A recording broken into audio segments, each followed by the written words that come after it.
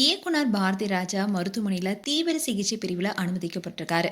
அந்த விஷயம் தான் இப்ப பலருக்குமே அதிர்ச்சி கொடுத்திருக்கு. 16 வயது நிலை படத்தின் மூலமா இந்திய சினிமாவையே திரும்பி பார்க்க வச்சவ தான் பாரதி ராஜா. அதோட சிவப்பு ரோஜாக்கள், கிழக்கு சீமையிலே, முதல் மரியாதை, வேதம் புதிது போன்ற படங்களும் இந்திய சினிமாவுக்கே அடையாளமா இருந்தது. இப்போ ரீசெண்டா கூட நடிகரா பல்வேறு படங்கள்ல பாரதிராஜா நடிச்சிட்டு இருந்தாரு. அந்த படங்கள்ல அவருடைய அசத்தலான நடிப்பை கொடுத்திருந்தாரு.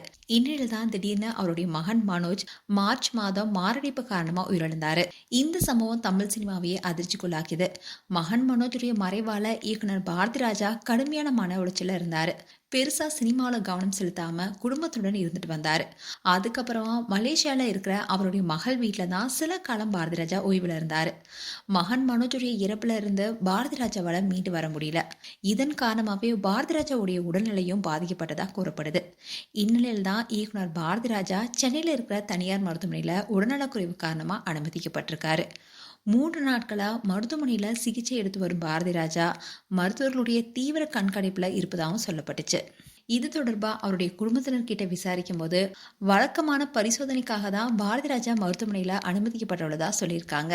ஆனா அவர் 3 நாட்களா தீவிர சிகிச்சை பிரிவுல இருப்பதனாலேயே பலருக்குமே அதிர்ச்சி தான் கொடுத்திருக்கு. அதோட இந்த செய்தியை கேள்விப்பட்ட அவருடைய ரசிகர்கள் எல்லாருமே அவர் மீண்டும் நலம் பெற்று திரும்பி வரணும்னு சொல்லிட்டு வராங்க. மேலும் பாரதிராஜா குறித்து உங்களுடைய கருத்துக்களை கமெண்ட் செக்ஷன் சொல்லுங்க. இது போன்ற வீடியோஸை பார்க்க நியூஸ் தமிழ் கிட்ஸ் சேனலை சப்ஸ்கிரைப் பண்ணுங்க. மறக்காம நோட்டிஃபிகேஷன் பட்டனை கிளிக் பண்ணுங்க.